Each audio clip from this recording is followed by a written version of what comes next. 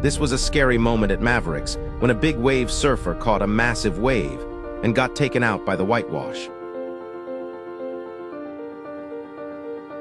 Tensions were high as an even bigger wave followed right after,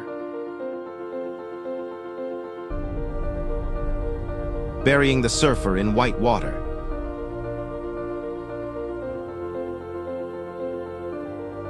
The surfer was nowhere to be found, but thankfully he had his flotation vest on.